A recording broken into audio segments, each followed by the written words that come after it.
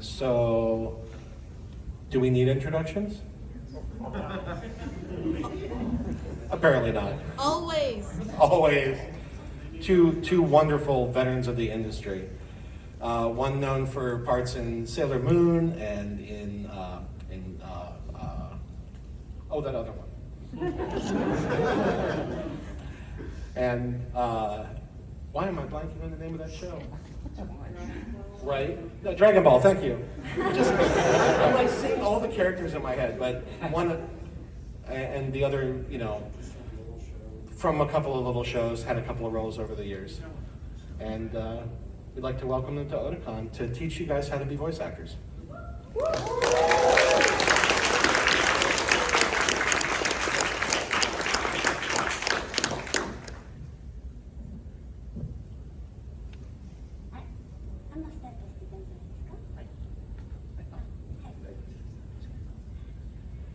Hi everybody, I'm Shino Kakinuma. 今日は皆さんに、私たちがいつもやっているような声優の、お勉強をちょっと皆さんに体験していただこうと思います。Hi, so today we really want to give everybody a chance to experience the kind of work that we do, which is helping people study the art of voice acting. 私たち2人、彼と私が所属している声優エージェントは日本で50年以上の歴史を持つ青鬼プロダクションという会社です。The production company that we're a part of, Aoni Productions, has actually been in business for 50 years. 現在、450人ぐらいの声優が所属しているんですけど、もうこの40年、そこに入る新人声優たちのほとんどがその会社の付属養成所である青鬼塾というところの出身者です。So currently we have about 450 members of Aoni Productions, and so for about the past 40 years, the majority of our talent is are graduates from the Aoni Juku, the Aoni study program that we have to raise voice talent. そして現在そこの校長先生をやっているのが日本の声優界のベテラン声優であるこの古川敏夫でございます。And the current principal of that school is actually the great veteran voice actor Furukawa Toshio.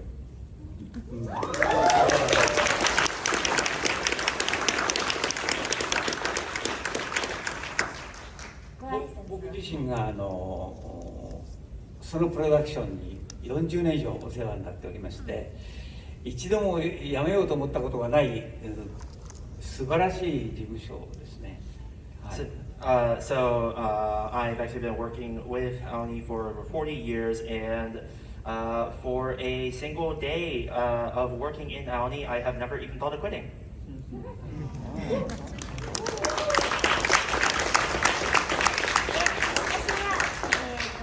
現在声優のお仕事をしながらそこの、青鬼塾で声優のスターを夢見る若い人たちに声優演技、特に感情表現の声優演技を教えています。So I currently, while doing work as a voice talent, lend my powers to the Aoni Juku as a coach, teaching aspiring new stars in the voice acting industry about how to do things, especially specializing in emotion.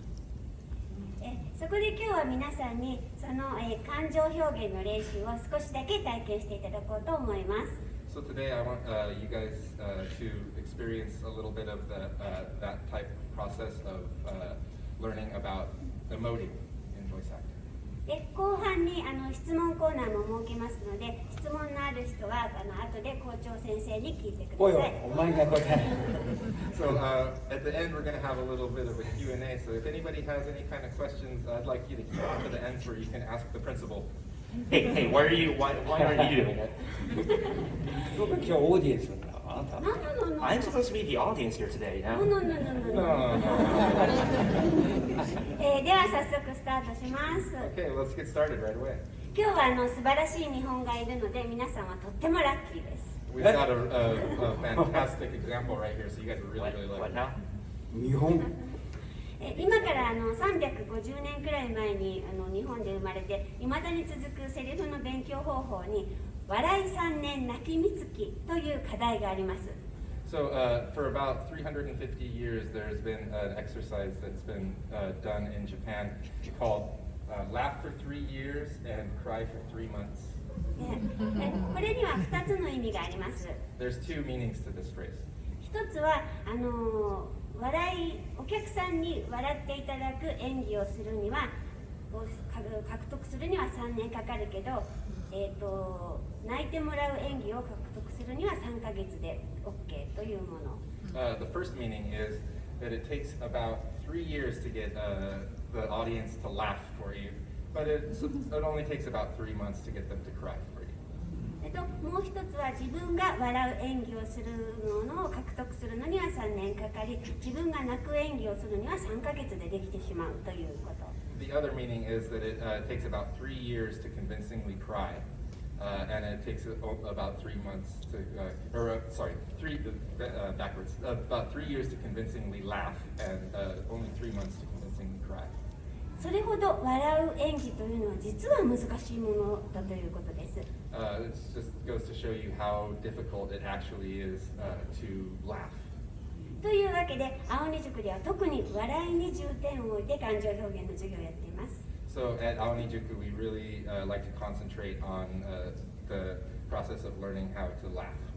特にアニメーションに当てる笑いには制限がいろいろとあるので、普通の舞台や体を使ったドラマや映画の演技よりもさらに難しいと言われています。Especially in the voice acting industry, there's a lot of different limitations that make it harder to act than in the kind of other medias like theater or film.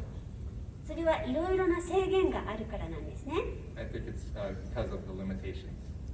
絵の方が出来上がっているので時間の制限もあるし、それからスクリプトに合わせて口の開き方もあるので数の制限とかいろいろあるんですね。One is because of the timing of how long it takes to get the drawings done, and then the other is because there's a specific timing in which you have to be able to match what goes on in the script with the movements of the mouth. なので、今日はちょっとやってみましょう。まず皆さんで笑いの練習をしてみたいと思います。So let's get started. We want to start by letting everybody just give it a shot first. まずはその制限の中の数の制限をやります。So first we're going to work with the limitation of timing. 笑いはいろいろはだったりひだったりふだったりいろんな笑いがいろんな笑いがあると思うんですけれども、その中でまずははだけやりますね。So there's a lot of different types of laughing, ha, he, who type of laughing. So we're going to start with the ha. 歯を1個だけ笑ってみます。ちょっと見本をやってもらいますね。So we're going to laugh with just one ha. OK? はではなくは NG は OK わかりますか？これの違い、はっていうだけではなくて、皆さんよく風邪をひいた時に咳をすることがあると思います。So do you guys see the difference? It's not breathy. It's like when you cough. そのっていうのに、これはほだと思うんですけど、これに歯を乗せるとになるんです。So if you do, it kind of is more of a ho. So you have to give a little bit extra of cut off so that it becomes ha. はあはあはあではなくてははは So you want to do both? わかりますか？じゃあ皆さんでちょっとやってみましょうね。いき So ま you す get よ。 it? Let's give it a shot. 1個の笑いです。 Only one. はい。もう一回やってみましょうか。 One more time. いきますよ。はい。パーフェクト。じゃあ次は2個。 Okay, 2個。 we're gonna move on to doing 2. 数が増えてる日本をちょっと。 Oh, there's more now.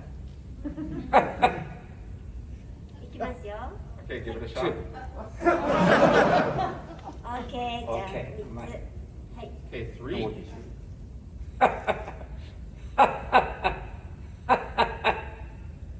きますよ Three. じゃあいきなり増えます。5個。はい。 Okay, we're going to go all the way to 5. はい。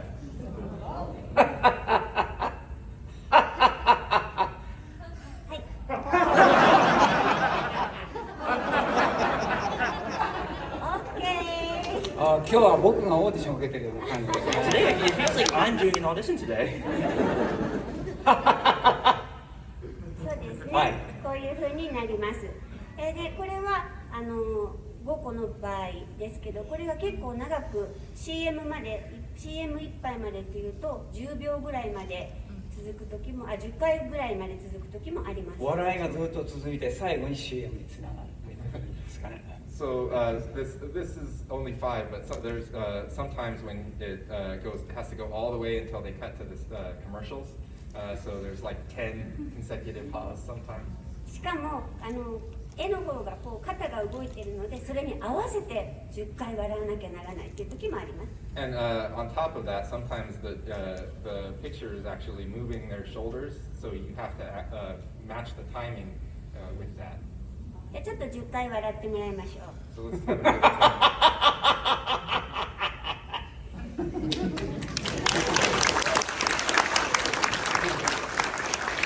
皆さんでちょっとトライしてみましょうか。 So let's try the 10 laughters now with everyone here.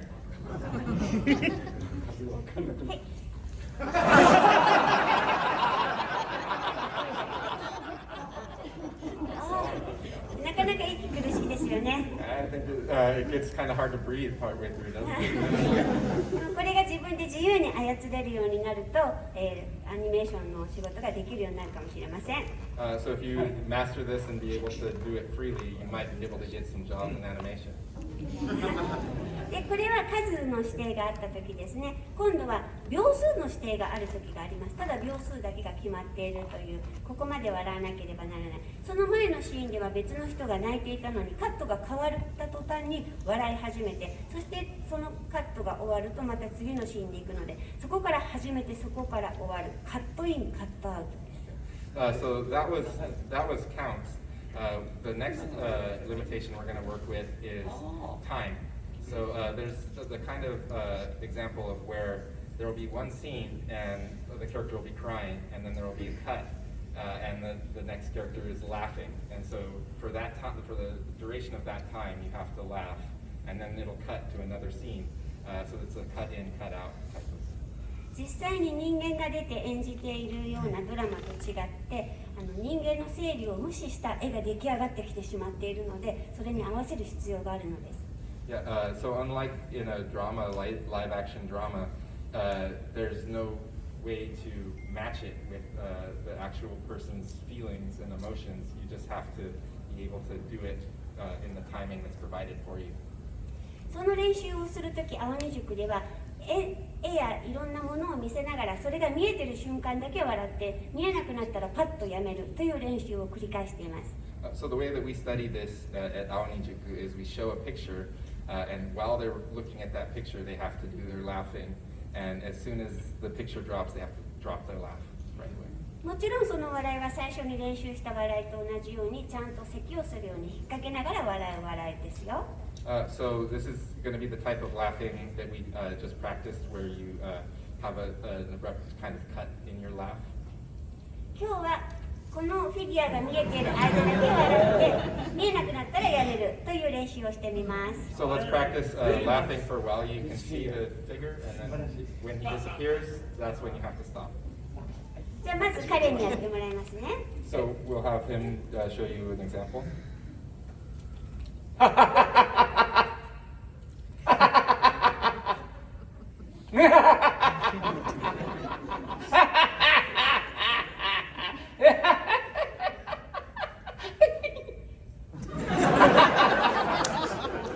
いう練習を繰り返しています。やっぱりオーディションを受けてるような。 We do this over and over and over for all you guys.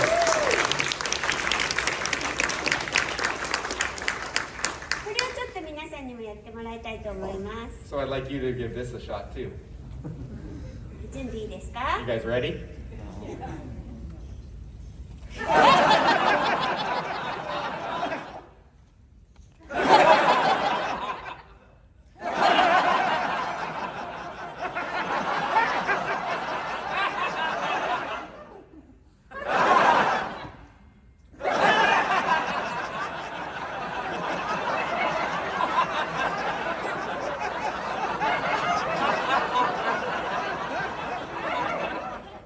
はい、OK です。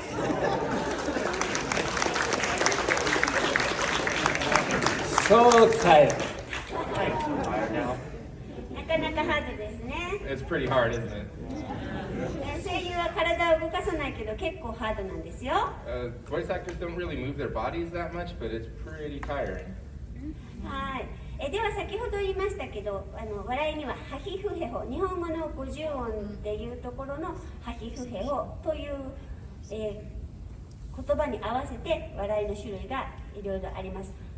例えば、So, like I just explained a little bit earlier, in Japanese, the way the laughing sounds are ha, he, hu, he, ho of the 50 sounds that comprise Japanese. ちょっと、日本でやってもらいます。まず歯の笑いを。 So we're gonna look at some examples. First, we'll go with ha.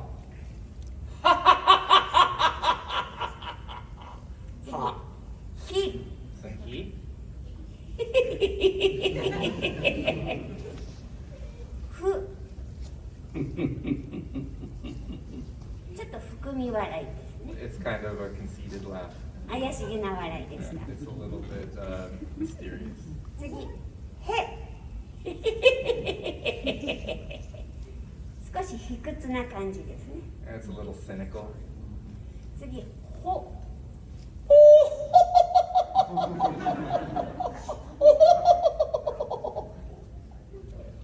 ちょっと上品かまたは、昔のドラゴンボールのブルー将軍のようです。 It's a little bit refined, or you could say that it's like the old Dragon Ball character, General Blue. で、これに特に笑いやすくするためにそれぞれに母音をつけます。例えば「は」だったら「あ」「ははは」「ひ」だったら「いひひ」というふうに。 So, in order to kind of expand on the expression, we'll add a vowel to the beginning of one of these sounds. So, for example, for ha we do ah ha ha, or for he we do i hi hi. でちょっと日本でやってもらいましょう。 Let's look at some examples.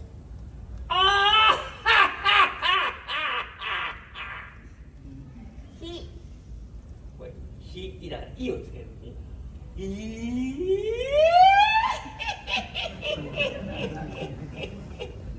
魔女のようですね。 That's like a witch. ふ、うふ。へ、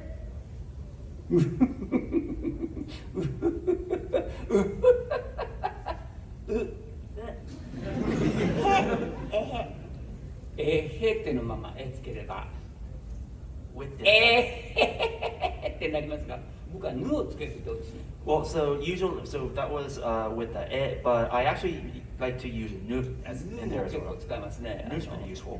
ガンダムの開始伝のセリフなんかでよく使いました。へってただへーって言うと息が抜けるんで抜けない、それを防止するために頭にぬという音、別の音をつける。 So I actually use this in Gundam as well, but if I were to do the he makes it really easy to exhale, so I like to use nu to counterbalance that. NG。OK。開始でのセリフ。へいへい、セイラさんは気休めがお上手で。こういう時にぬという音をつける。 So when I'm laughing like that, I like to use a nu in there so I can keep breathing. 何か頭に違う音をつける。 So it enunciates it a little bit more by putting in a different consonant. 最後、ほ、お、ほ。おはおの音を下からおーって上げるのをいっぱい使うんですね。 So with the o, I like to use it so that I'm starting with a lower tone and then I'm gradually raising and making a higher pitch out of it. なぜかというとこれもほほほほほって言うと息が抜けてしまうんですね。 So that's also because if you just start with ho, then it's really easy to exhale and then lose your breath. So this is another way to counter against that. 頭におという字をつけて下からだんだんこう上がってクレッシェンドになっていくんですね。So with the O, I can start low, and then I can start to build up to a crescendo of going up. おーいうような感じですかね。 Something like that. はい、これを皆さんにやっていただこうと思います。 So I'd like to get you guys to give this a shot. じゃあまずは「あ」をつけた「は」 So let's start with the ha with an ah starting. はい、ちょっともう一回日本を、はい、 So let's just get the example one more time.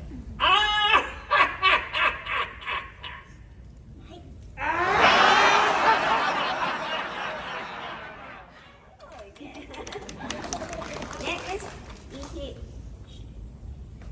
いい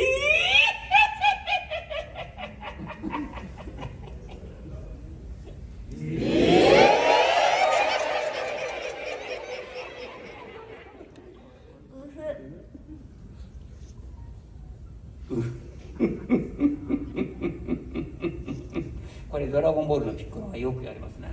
Piccolo in Dragon Ball Z likes to do this a lot. ベジータ。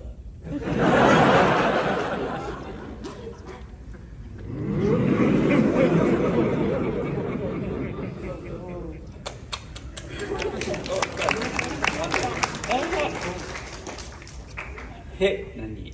えかぬか。まあ、ぬをつけてみましょうかね。 I'm also going to put the nu in there other than just the e. ぬぬ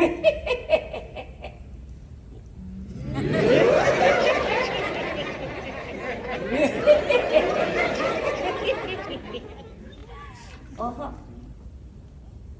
おおあ、ブルー将軍ですね。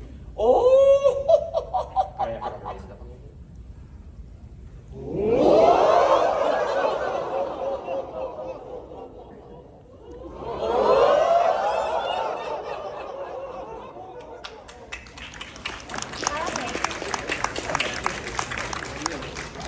これで皆さんも笑いの種類をいっぱい獲得することができました。 I would bet you guys really expanded on your repertoire of laughing. ね、まもなくスタジオでお会いしましょう。 Alright, now let's start working in the studio together. でもまだまださらに続きますよ。 We 笑 really い got が a lot more to do from here, though. セリフがうまく聞こえるのには笑いとセリフをミックスするという技があります。 So, in order to be able to deliver lines clearly, we have to be able to mix our lines with laughter. 台本にセリフが書いてあって最後に笑いって書いてあるときにその笑いをセリフの中に混ぜてしまうんです。 So, in the situation where in the script it says the line that you're supposed to say, and then it just is followed with laugh, you have to mix in a laugh into the line that you were given.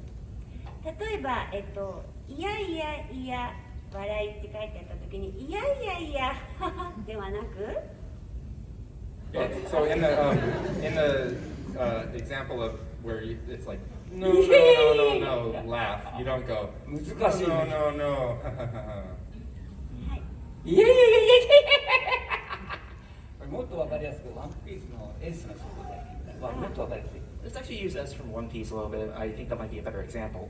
例えば「愛してくれてありがとう」というのは泣きながら言うんですけれど、それをお笑いをその中に入れる「愛してくれてありがとう」「はっはっは」って後から笑うのではなくて「愛してくれてありがとう」という言葉の中に笑いを一緒にミックスしていってしまう。 So, for example, if there was a phrase, thank you for loving me, 愛してくれてありがとう, instead of putting in the laughter at the end, it's helpful to also put the laugh in the middle. なぜかというと、シナリオライターの方とかも吉田さんとかいらっしゃるのでお分かりかと思いますけれども、書くときに、愛してくれてありがとう、はははというふうに書くしかなくて、それを中に入れようとすると、あひ、し、ひ、ひ、て、く、へ、へ、れ、てとこう書かなくちゃいけないので、愛してくれてありがとう、ひ、ひと笑ったりする。それを中に今入れてミックスしてしまう、笑うというテクニックがあるんですね。例えば、笑う、あ、今の説明していいですか？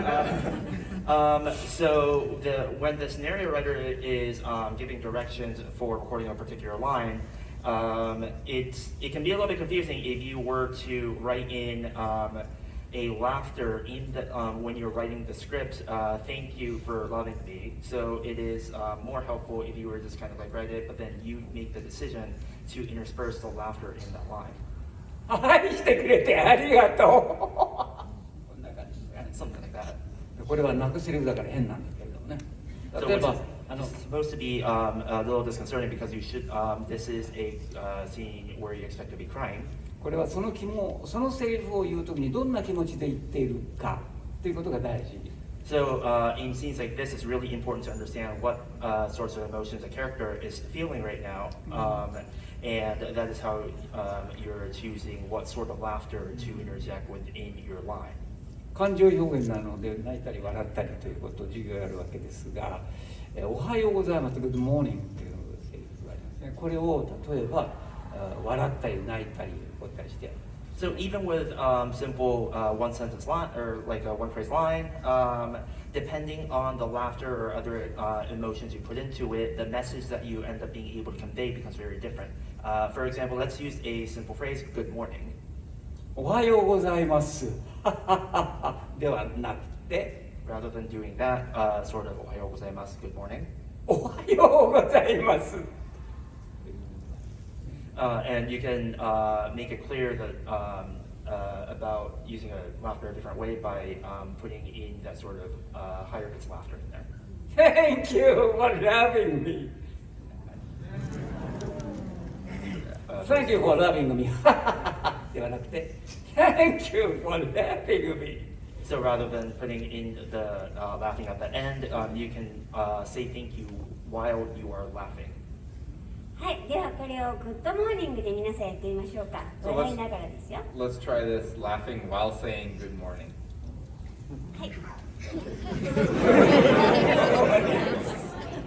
ょっと難しいですよね。 It's a little bit harder than you'd expect, right? もう一回いきますよ。 Let's は try い。 it again. あ、結構うまいですね。 You guys are pretty good, huh? これでいろんな言葉に笑いを乗せてみるのを自分でやってみるといいかもしれません。 I think it's a really good method of practicing to try this with a bunch of phrases on your own. Good morning を笑ってやると今のようになりますが、泣けば Good morning になりますよね。 So if you were to cry instead of laughing when you're saying good morning, it would be like Good that. morning 怒ったら And if What you're if you're mad? Good morning Good Good morning Good 恐怖だったら What if you're scared? Good morning Good morning などグッドモーニングだけでもいろいろな感情を乗せることできますね。これはね、面白いエピソードがあるんですけれども、ワンピースというアニメーションの中で3時の声をやっている平田博明さんが、エースが出てきたために麦わらのチームが全然出なくなっちゃった期間が1年ぐらいありました。インペルダウンですかね。で、その時に、僕がスタジオでエースの声を収録している時に、隣のスタジオに別の仕事で来ていた平田さんがご挨拶に来てくださって「グッモーニング」って、おはようございますって挨拶したんですね。その時にとても嫌な感じで「おはようございます」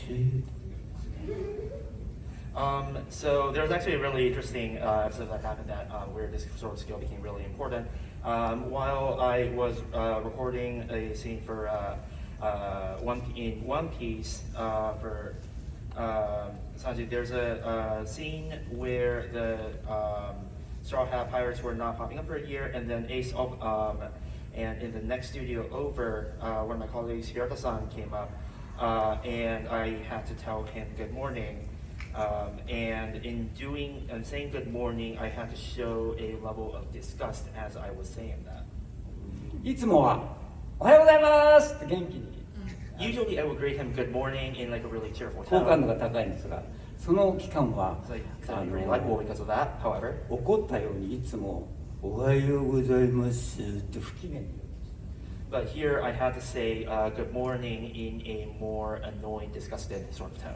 それはなぜかというと、あなたエースが登場してきたために私たちが仕事がなくなった出番がなくなったということをジョークでやるんですね。 So that's because we had to do the scene as a joke where it was clear that Ace was coming on and then taking away his job.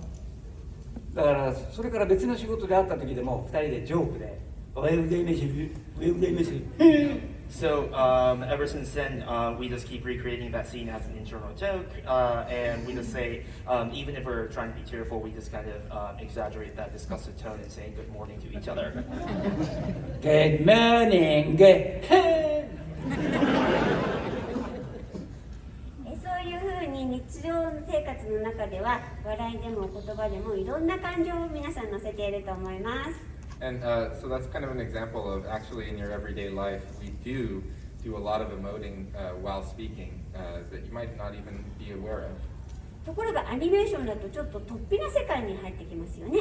But when we get into animation, it's a little bit of an exaggerated world, isn't it? 例えば北斗の拳の真のような悪い人が、ケンシロウをやっつける時の高笑いなどもありますね。So, for example, a really devious laugh when a villain is about to defeat Kenshiro in Fist of the North Star. ああいう時に使うような笑いで三段笑いと呼ばれているものがあります。So those kind of laughters we call three-step laughter. 3種類の笑いをつなげて繰り返していって最後に決めるという笑いですね。You repeat three different types of laughter until the final cut where it's decided that this decision is made. 勝ち誇ったような笑いで終わります。So you have to end with a I won kind of laughter. その三段笑いをちょっと3つ続けてやってみてもらいます。So we're going to have him demonstrate that three-level laughter. それも養成所で勉強する子たちに教えていることですね。In the academy, we actually do this exercise for our students as well. 一つだけやると、例えば最初はFor the first step, I just start with a lower pitch and be like, 2段目が少し速くなる。and then for the second step, I start laughing a little bit faster. こんな感じでちょっとこれ速くなります。 Something like that, where my pace of laughing becomes a little bit faster. 最後はもっと最初にやったように。And the last step is a lot more similar to the exercise that we were doing at the very beginning. これを3つ続けてみましょう。 So we're gonna do these three laughters together, one after the other.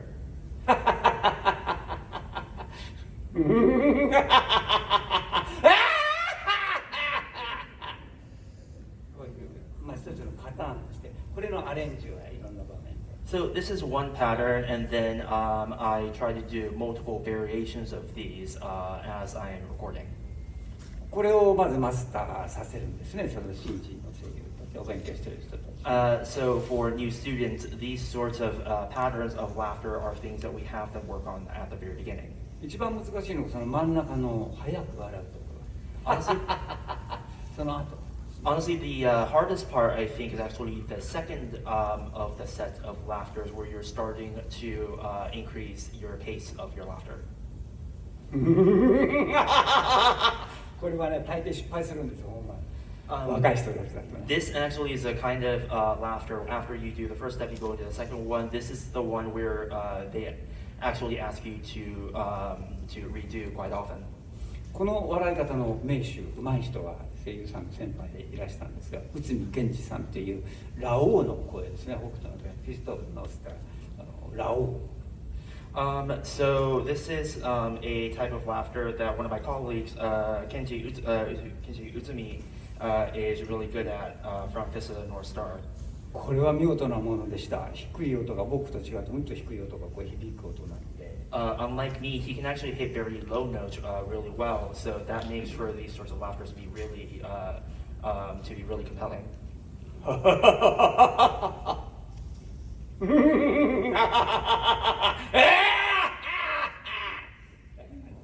Something like that with the lowness of the voice.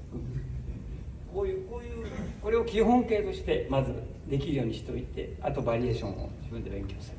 So by mastering things like these three-step laughters, that gives you a foundation that you can build on to start laughing under different roles.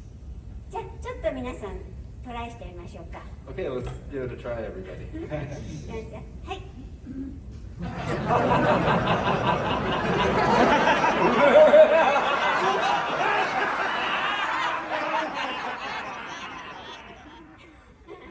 なか難しいですね。まず1段目の1個目の笑いをやってみましょう。So let's do the first step. これは普通の豪傑笑いって日本語で言うんですけれども、So this is actually called a combination laughter. I'm putting all of this together.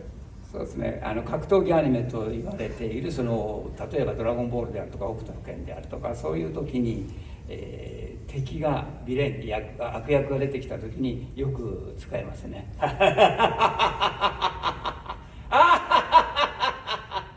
るいは下からあるいは上から。So I like to use these sorts of laughters pretty often in Dragon Ball Z or Fist of the North Star when there is a villain that comes on the screen. And they tend to do the three-step laughter pretty often. And for that, you can either start from a lower pitch and go higher, or you can go from a higher pitch and go lower. 笑いの基本的な形ですね、歯で笑うっていうのはね。So laughing with the ha is definitely one of the more basic types of laughter that you can do.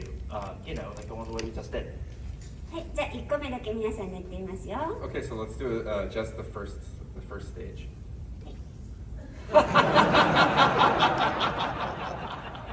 これはさっきもやりましたから皆さんできますはいね。、OK。 You already practiced the hot laughter earlier, so surely you got this. 次ちょっとはい、ちょっと難しい2個目の見本をもう一回やってもらいますね。 Okay, so we're gonna do the second one that's a little bit more difficult. この、音も変わります。音の高さも変わりますね。 So there's the tone is gonna change, so you have to really change the tone, それから速さも変わってきますね。 and it's gonna become faster and Right. faster. Right, the second step will be laugh. いろんなやることがあります。はい、じゃあちょっと皆さんでやってみますよ。 Okay, everybody, let's give it a shot. はい。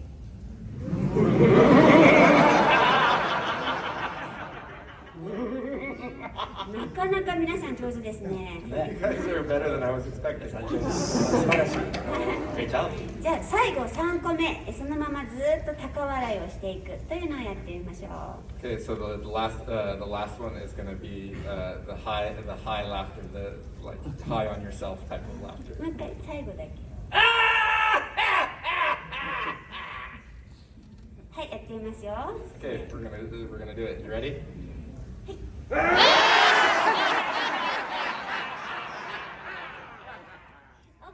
じゃあこれを3つ続けてもう一回やってみましょうか。いきますよ。 Okay, we're gonna do all three. So you guys ready?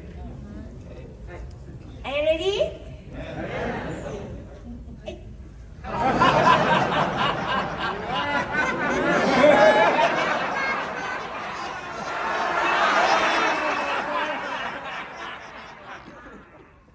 い、いいですね。3番目がもうちょっと伸びるとさらに良くなります。 The longer you draw out the third step, the better it becomes. そのままコマーシャルに入るまで引っ張ってくださいってよく言われます。 It's really common for them to say, I want you to draw it out until we go to commercial.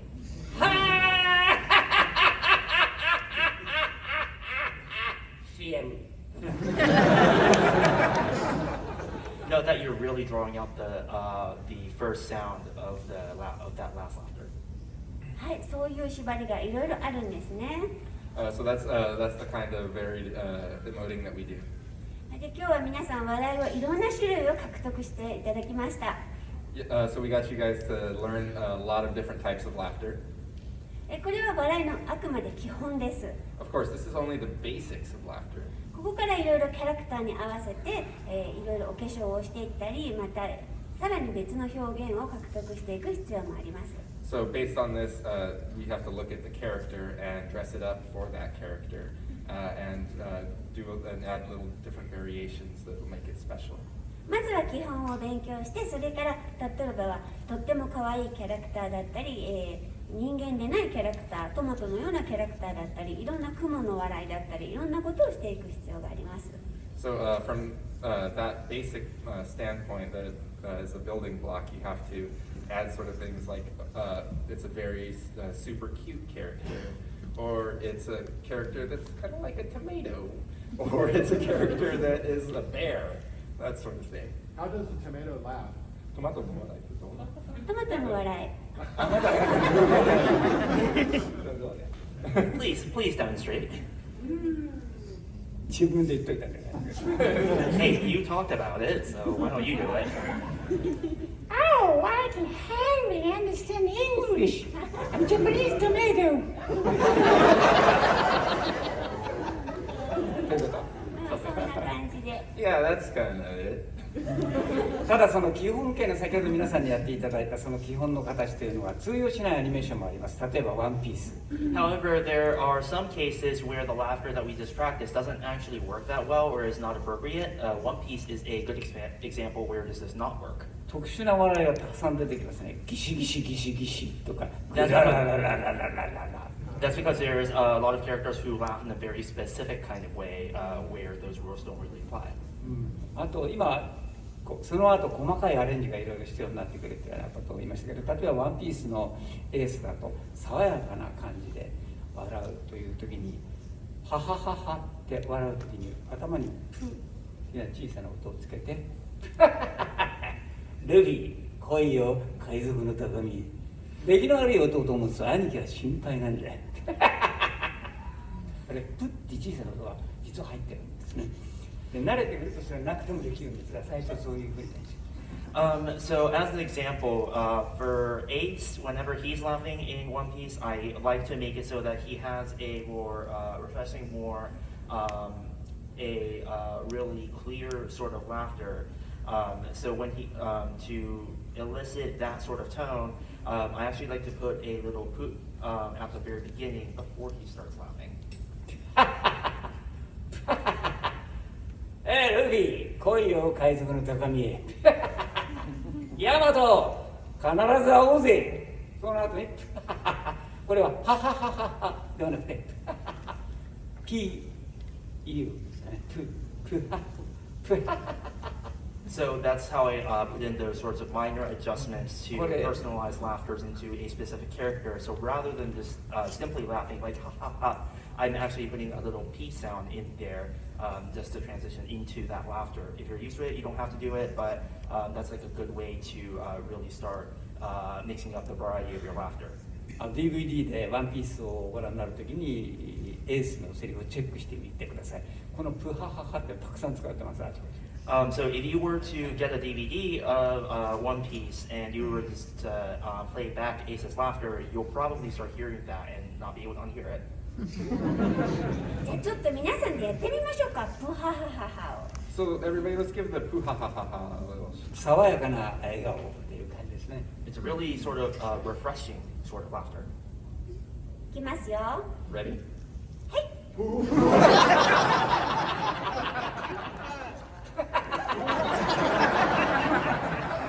のプが破裂する感じがある。 The poo's got to really pop.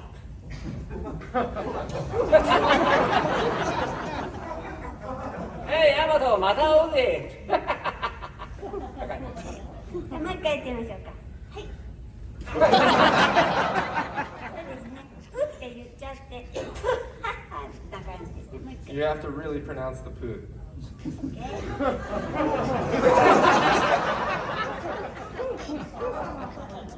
はい、いいです。ただ声優はこれをマイクの前でやらなければならないので、プッっていう時の音はマイクにプッって入ってしまわない、マイクを吹いてしまわないようなコツもいります。こういう風貌というのがついていて、それが防いである程度防いでくれるんですけれども、その時に顔をちょっと直接息がかからないようにこっちかこっちかどちらかにで So whenever you're recording, there's actually a diffuser in front of you so that you're not, whenever you're starting with hard consonants like a P, you're not directly blowing into the mic. So that, because otherwise you're just gonna, this is not gonna sound very pretty. So you either make sure that you're angling the mic away from you, or you're talking to it from an angle so that you're sounding the P like. この具合が難しいんですね。 This is really a difficult thing to master. あんまり大振りすぎると入らなくなってしまうし、 Because if you miss like too much, then it doesn't get the sound at all. もちろん離さなすぎると鼻息まで入ってしまう。 So, but if you don't divert your face enough, then you'll get things like breath from your nose, other things. なのでいろいろな制限がかかってくるのはこういうところにもあります。 So there's a lot of limitations when it comes to things like that in mic work. もちろん日本ではいまだに紙の台本を持っているので、その音も入らないような配慮までいります。 So in Japan, we still are using paper scripts. So there's a lot of things that we have to be aware of in even just how we're holding our script while we're delivering our line.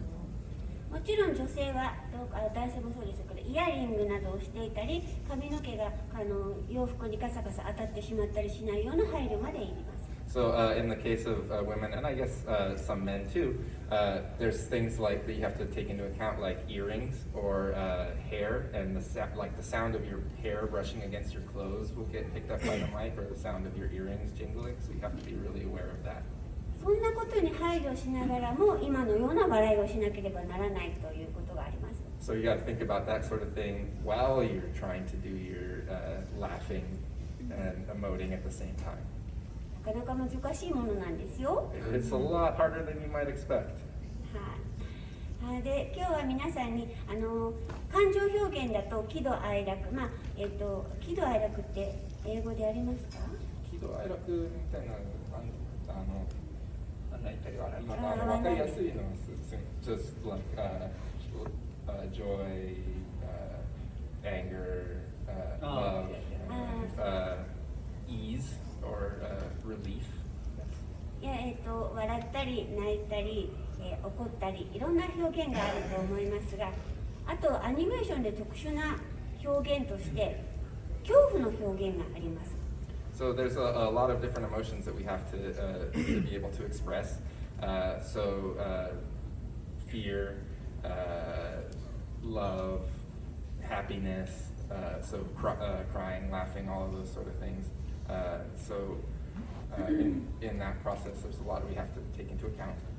なかなか世の中で皆さん体験することがないような、恐竜に踏まれたり妖怪に食べられたりなどいろんな恐怖の表現をしなければなりません。 So we've got to do a lot of emoting, especially in fear, for things that are really a common occurrence in your everyday life, like being stepped on by a dinosaur or being eaten by a monster, that sort of thing. And we have to express fear in those sort of situations. こういうやられる役が新人さんほどたくさんやらなければならないことがあります。 So these type of roles where you're getting killed are more and more common the newer you are to the industry. いわゆるモブキャラほどいっぱい死んでいかなければならないのでね。 So the more mob of a character you are, the more you have to die. 大切な役は長生きさせてずっとシリーズ続けなければいけないので、すぐには殺されないのでなかなかないです。 But like important characters, they have to keep being in the series forever, so they don't really die as easily. So you don't have to do that as much. But. はい。なので恐怖の表現っていうのもいきなり新人さんがぶつかる大きな壁であります。 So actually emoting in fear is the first big wall that newcomers hit when they're doing voice work. これが浅いところで恐怖の表現にならずに、本当に命がかかっているという深さが必要になってくるんですね。It can't be a kind of shallow type of fear. It has to be a fear that's believable, like this person is gonna die or is dying. 皆さんこれからちょっとやってみていただきたいことがあります。 There's something I want you guys to try. ドラゴンボールって知ってますか？ You guys ever heard of Dragon Ball? 明日。当たり前でしょ。 Oh yeah, I think I've heard of it. ピッコロが魔漢光殺法を打つことがあります。 Of course, Piccolo uses the special beam, right? 日本では、スペシャルビームキャノンじゃなくて魔漢光殺法と言います。 Yeah. In Japan, it's not called special beam cannon. It's called Makanko Sappo. はい、その魔漢光殺法を今日日本のピッコロ声優に本当に皆さんに打ってもらいます。 So we're gonna have you guys shoot the special beam cannon Makanko Sappo at Piccolo. 皆さんはそのまま撃たれて蒸発してしまいま Oh, す。 sorry, wrong. I want. He's gonna shoot the makanko sapo at you, and we want you to disappear. You have to be obliterated. ものすごい恐怖ですよね。マカンコ殺法が近づいてくる。You've got Piccolo in front of you, and he's shooting the makanko sapo at you. That's got to be terrifying, right? これをまだ皆さん経験したことがないと思います。 I don't think you've ever experienced that, have you? それをちょっと今日は表現してみましょうか。 Okay, so let's express that today. ピッコロがマカンコ殺法と撃つので、それを受けてそのまま蒸発していってください。 So Piccolo is going to shoot the makanko sapo at you, so you have to get hit by it and be obliterated. いきますよ。はい。 Ready? マカンコ殺法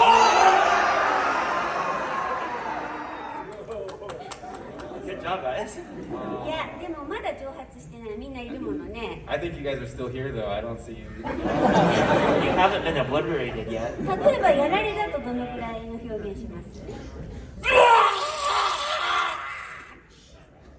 That's about what we're looking for in the getting killed area. こんな感じでやってみましょう。もう一回いきますよ。 So think about that, and let's try it again. マカンコ殺法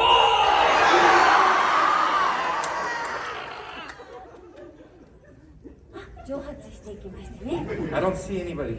そのぐらいの表現が何回も出てくるんです。 Those kind of scenes come in waves. というわけで今日は笑いと恐怖をちょっと体験していただきました。は So we got to go over laughter and fear today. い。ここで、さっき予告したように何かこの演技について質問がある方いらっしゃいますか？ So like we were talking about at the very beginning, we're going to move on to the Q&A part of the session. So is there anything that you'd like to ask at this point based on what we've been working on today? If you can come up to the microphone, just in an orderly fashion. While they're getting in line, can you do the scary female antagonist laugh? The oh ho ho ho. みんな列に並ばれてる時に、はい。ちょっと怖い感じの女性役のおほほほ高笑いをしていただけます。怖い感じの。怖い感じ。悪質の。悪質そうである。おお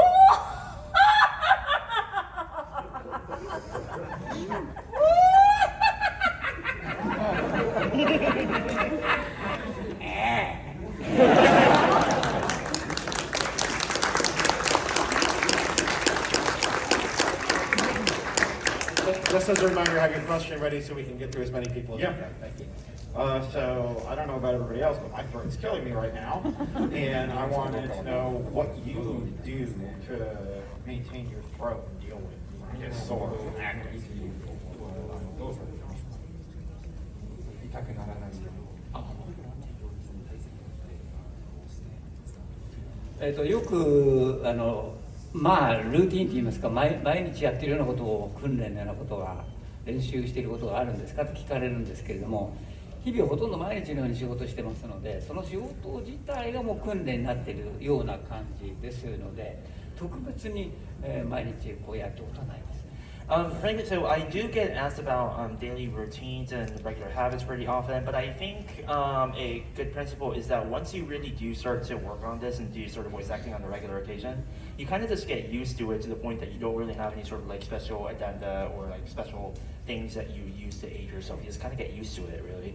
まだ若い頃は初心者の頃はいろいろ練習をしてました。早口言葉の練習、発声練習、音読、速読の練習。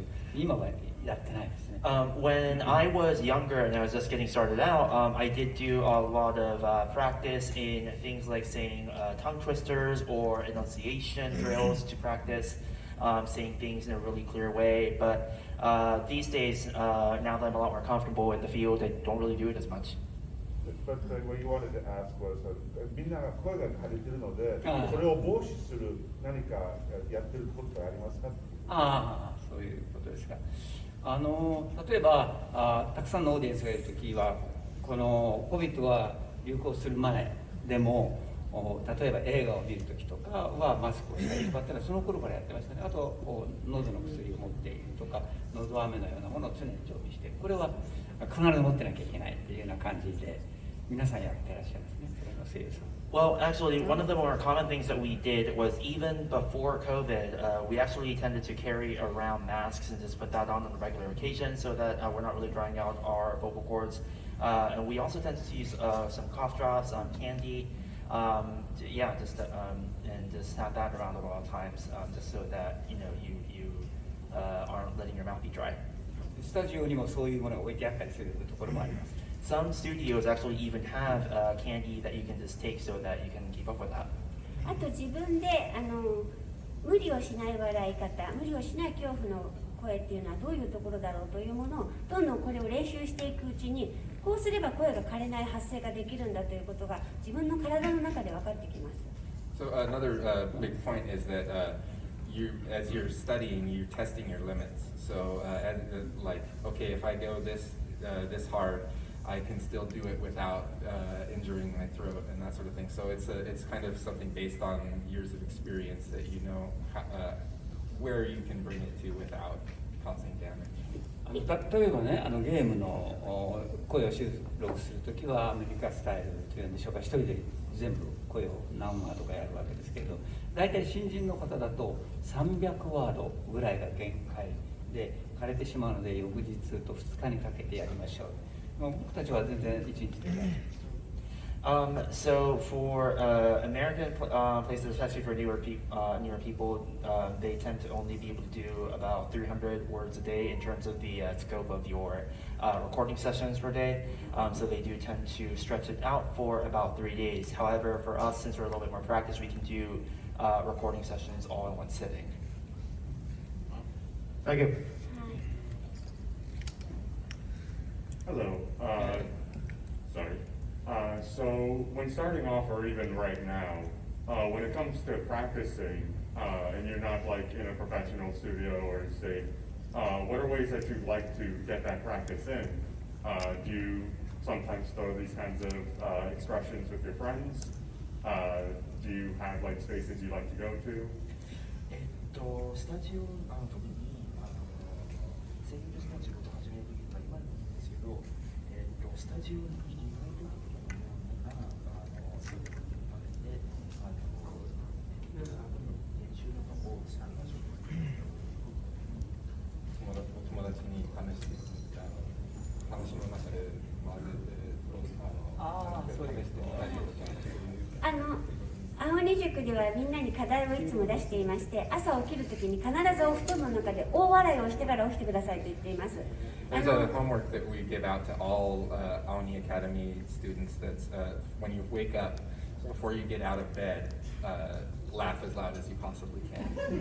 枕に顔を押し付けて布団をかぶってまずは大笑いをしてから起きてきなさいというふうに課題を出しています。So before you get up, you laugh into a pillow with the blanket over your head. That's a very standard like first year academy student homework. That's awesome. そうすると体もリラックスしているし、さらに日本の大変なちっちゃい住宅事情でも音をミュートすることができるからです。And the reason for that is that one, you can start off the day by releasing a lot of stress and it keeps you relaxed. And then two, by like doing it into the pillow and under the blanket in the tight confined spaces of Japan, you don't bother anybody around you. そして塾に来てから教室に来てからちゃんと押し付けないで出してちょうだいというふうには言っています。And then, of course, when they get to the academy, they can do it without muting themselves into a pillow or anything like た that. だ COVID 対策としてマスクの上にタオルをかけてみんなでやってもらうことがありました。But in recent years, of course, as an anti-COVID measure, we've have them practice with a mask on and put a towel in front of our faces. Oh, okay. All right. Thank you so much. Ohio. Hi, This is more a request, but I was wondering if Furukawa Sensei can do the line where when Luffy saves Ace at Marineford and then Ace tells Luffy that he's always reckless.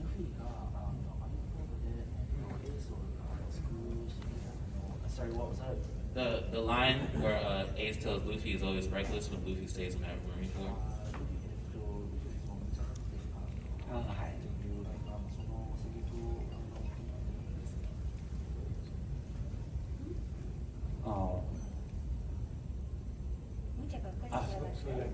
Yeah. ルフィ、無茶ばっかりしやがって。そんな短いのでいいですか？ Is it okay if it's that short? Probably just have time for 2 more questions. おはようございます。おはようございます。ありがとうございます。I have a question for Furukawa and Shino. Furukawa, what would you consider your favorite voice role in anime? アニメの声優として一番好きな役って何ですか？ピッコロ。 Yeah, by heart. Yeah. Shino-san, I would like to ask about your role as Naru Osaka in Sailor Moon. What was your experiences voicing Naru and as her role got smaller in the later seasons? 柿沼さんの質問なんですけど、セーラームーンのナル役をやったんですけど、どういう経験をされたんですか？で、やっぱりシリーズが進んでいくことにつれて、ナルの出番がちょっと少なくなっていったと思うんですが、どう感じられますか？そうですね、出番が少なくなっちゃったのは寂しかったですけれども、ただピークの時の、ネフライトがいなくなる時に大泣きをしなければならないのを、とっても私もまだ若い時にその役をやらなければならないという試練にあって、それがなかなか本当に悲しくなりすぎてしまって、喉を詰まらせてしまって、泣く声が出なくなってしまって、本当に感じすぎてしまったので、今度声が出ないと演技にならないので、それでとっても苦労したという経験がありました。そこから感情をお芝居の中で表現するにはどうしたらいいんだろうということを突き詰めていって、今その感情表現をむしろ教える方になることにつながりました。Awesome answer for that one too. She said it was really sad, of course, when Naru stopped appearing as much. But like mid-season, at the very peak of when Naru was in the series, and she had to cry over losing Nephrite. It was so emotional for her, like as a person personally, that like while she was crying and acting, she cried so much that her throat got like super sore, and she just couldn't even cry anymore. And so that was actually a starting point for when she started to realize, okay, I need to really study like a method of emoting. And so that's what led to her current position, like specializing in teaching emoting to young actors.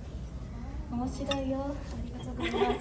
どうもありがとう。嬉しいです、覚えててくれて。Thank you so much for remembering. One more question. Yeah, I'm sorry, we're actually out of time. We're actually over, so I have to cut off the line. Thank you so much. Your questions have been great, and I hope you've had fun. 参加してくれてどうもありがとうございます。 Thank you for joining us ありがとうご today. ざいました。それで最後に皆さんにちょっとプレゼント、3人にだけプレゼントがあるんで、ちょっとじゃんけんして勝った3人にプレゼントしたいと思うので、私とじゃんけんしてください。 Okay, so at the very end, we've got a present for 3 attendees. Okay, everybody stand up. Okay. She sounds like this. Okay, when she says down 10 pon on the third sound, make a symbol. You know rock, paper, scissors, right? You're competing against her. Only remain standing if you win. If you tie or lose, sit down. Gotta go quick, right? Jang, Ken, pon. Okay, anybody who tied or lost, sit down. Jang, Ken, pon. Okay, okay, one more time. Jang, Ken, pon. How many we got? 3? We got 3 left. We got 3 prizes. Okay. We're done.